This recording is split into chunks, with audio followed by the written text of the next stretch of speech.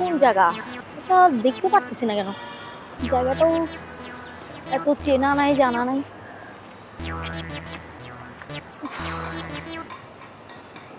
কোথায় যে পাই? সুন্দর পরিকল্পনা। আচ্ছা, উদ্যোগটা তো অনেক সুন্দর হয়েছে। এই উদ্যোগ অনুযায়ী কাজ করলে ভবিষ্যতে আরো সামনের দিকে এগিয়ে যাব। অনেক সুন্দর উদ্যোগ। আরে দাঁড়াও, আরে তুমি, তোমার সাথে আমার কথা আছে। কি কথা আছে তোমার? কোনো দাঁড়াও না। আরে ঠিক আছে, তোমার সাথে আমি কোনো কথা বলবো না। কেন? আরে আমি আর প্রেম ভালোবাসা এগুলো করব না, বিয়ে শাদী করব না। মানে আমরা একটা সংগঠন করেছি। সংগঠনের নাম কি জানো? চিরকুমার। যেখানে কখনো কেউ বিয়ে করবে না, প্রেম ভালোবাসা করবে না, শুধু একাকিত্ব জীবন যাপন করবে। এই সংগঠনটা উদ্যোক্তা কে জানো? উদ্যোক্তা হলো আমাদের সেক্রেটারি, যার নাম হলো উজ্জ্বল ভাই। আর সভাপতি কে জানো? জীবন দা। ওনারা আমাকে উদ্যোগ দিয়েছে। বল দেখ, বিয়ে শাদী করলে ঝামেলা, ডিস্টার্ব এগুলো করার দরকার নেই। তো আমি মনে মনে ভাবলাম আমি আর বিয়ে শাদী করবো না, তোমার সাথে আর দেখা করবো না। দাঁড়াও, মানে তুমি আমার ভালো করে কল রিসিভ করতেছো না, আমার সাথে ভালো করে দেখা করতেছো না, সমস্যাটা কি তোমার? সমস্যা মানে আমি তোমার সাথে দেখা করবো না, সম্পর্ক রাখবো না। তাহলে এতদিনের রিলেশন, আমার 5 বছরের রিলেশন, ওটা কোথায় যাবে? আমার লাইফ? তোমার লাইফ? আরে তুমি তোমার লাইফ নিয়ে চিন্তা করতেছো, আমি আমার লাইফ নিয়ে চিন্তা করতেছি। আমার দেখো, তোমাকে যদি আমি বিয়ে করি তাহলে আমাকে কি করতে হবে? তোমাকে ভরণ পোষণ, খাওয়া দাওয়া সবকিছু আমি করতে হবে।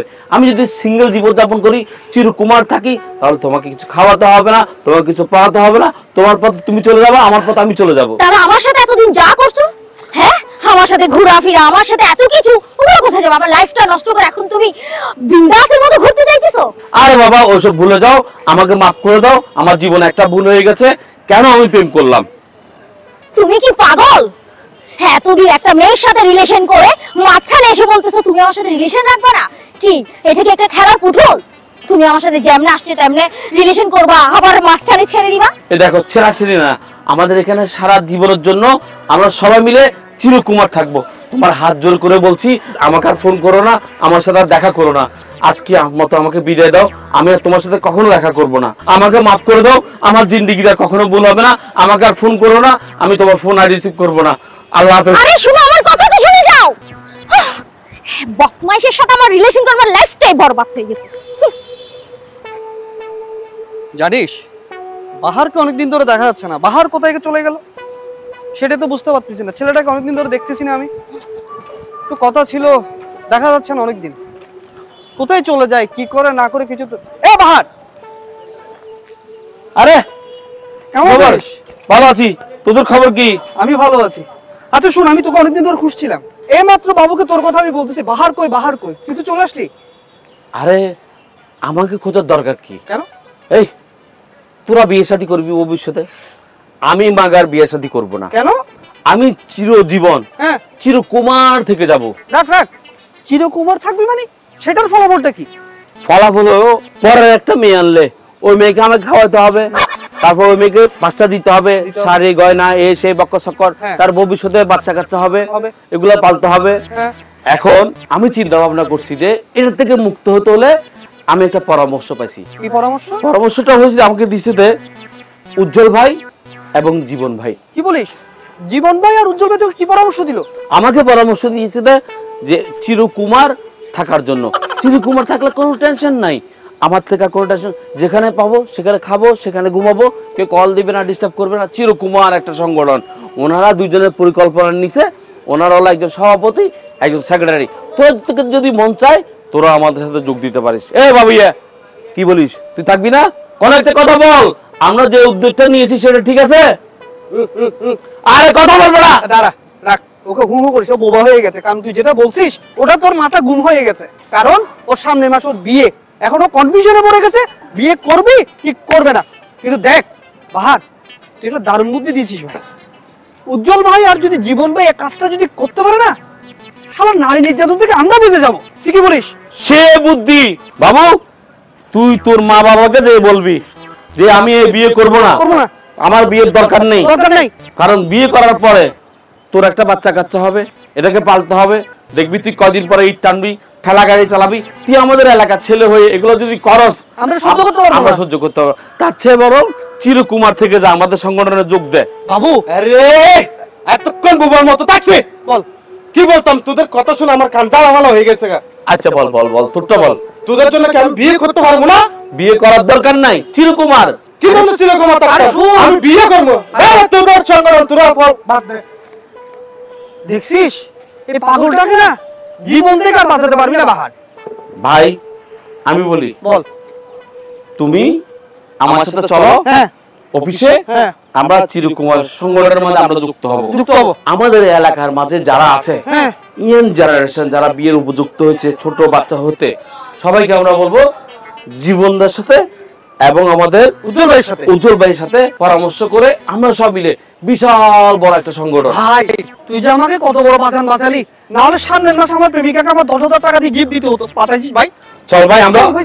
অফিসে যাই। ও ভাই চল চল চল চল। আপা, আপা কি হলো? কি করতেছিস? এই যে তোদের জন্য নাস্তা করতেছি। নাস্তা করতেছিস, ঠিক আছে, আমার খুব ক্ষুধা পেয়েছে। তুই যা, আমি আনতেছি তোদের জন্য নাস্তা। আমি শুনলাম তোরা নাকি কি সংগঠন করতেছিস? হ্যাঁ আপা, একটা সংগঠন করতেছি, সেটা হলো কি জানিস? চিরকুমার সংগঠন। চিরকুমার মানে কি বুঝোস? জীবনে কখনো কোনোদিন বিয়ে করবে না, এরকম একটা সংগঠন হবে আমাদের রক্ত এলাকার মাঝে। কি বলিস এগুলা? পাগল হয়ে গেছিস? চিরকুমার থাকবি মানে? আমি ভাবছি বিয়ে করলে একটা প্যারা, সে প্যারা থেকে অন্তত পক্ষে বাঁচবো। বিয়ে শাদী করবো না, আমার খুব ক্ষুধা পেয়েছে, তুই একটু নাস্তা নিয়ে আয়। হ্যাঁ তাড়াতাড়ি। তুই যা, আমি আনতেছি তোদের জন্য নাস্তা।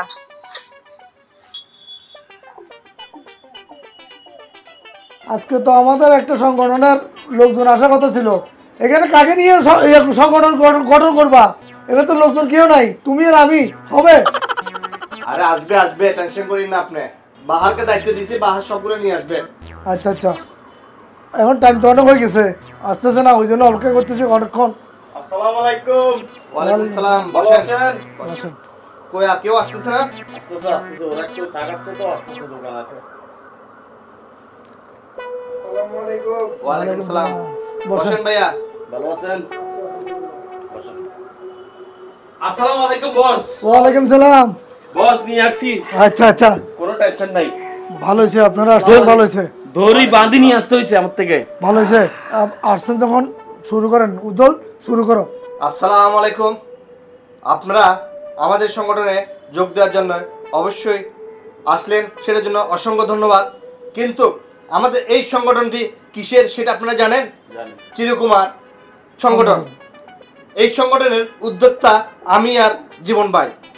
আমরা চাচ্ছি যারা আমরা চিরকুমার এখনো সংসার করিনি, চিরকুমার থেকে যাব।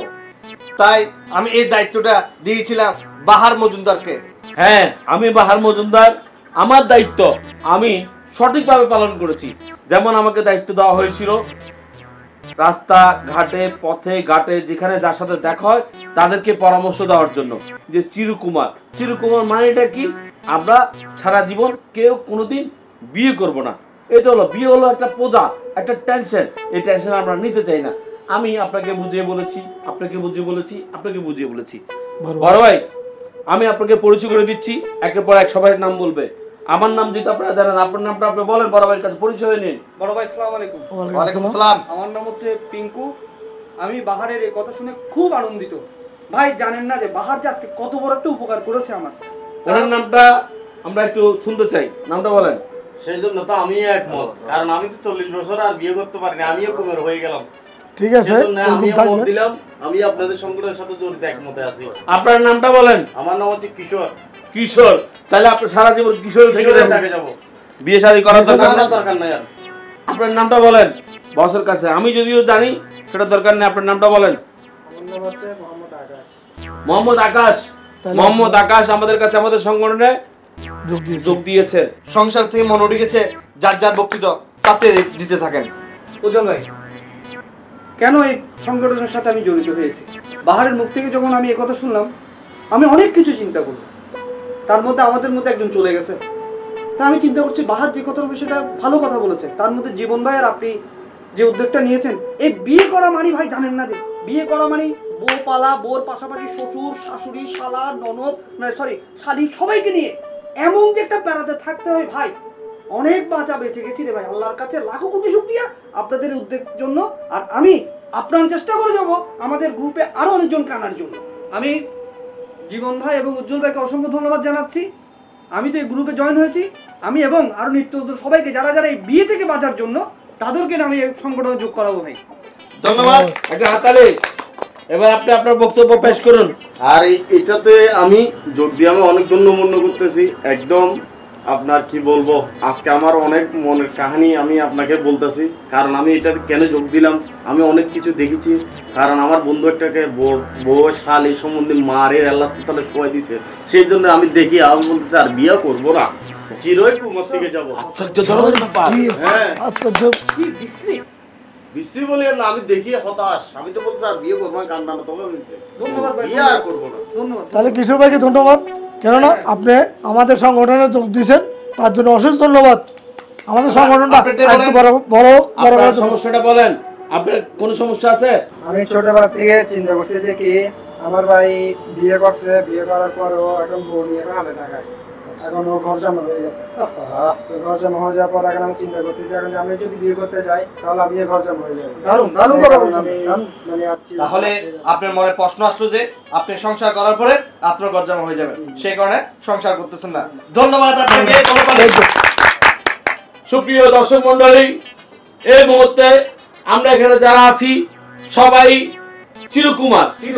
চিরকুমারের উদ্যোক্তা এবং সভাপতি সেক্রেটারিকে আমাদের ব্যক্তিগত পক্ষ থেকে আমরা ধন্যবাদ জানাই। অবশ্যই। তবে একটি কথা, আমরা চিরকুমারে থাকবো সারা জীবন। এই চিরকুমার আমাদের একটা বাসস্থান হবে, সবাই হাত মেলান। একটা স্থান থাকবে, একটা সবকিছু হবে। তবে সেটা হলো যে আমাদের আজকে সভাপতি সাহেব তিনি বলবে, জীবন ভাই সবকিছু বলবে। আমরা মাসিক ফি কত টাকা দিতে পারি, আমাদের মাসিক ফি কত টাকা, আমাদের সংগঠনের জন্য আমরা কিভাবে সংগঠনকে সামনের দিকে নিয়ে যেতে পারি, আপনি কিছু বলেন। আমাদের সংগঠনে আপনাদের জন্য প্রতি মাসে 5 টাকা করেই ধার্য করা হলো। ঠিক আছে, আপনারা রাজি? আপনারা কাউকে বুদ্ধি দিবেন না সংসার করার জন্য, শুধু আর জমে থাকার জন্য। আজকে থেকে আমরা সবাই চিরকুমার।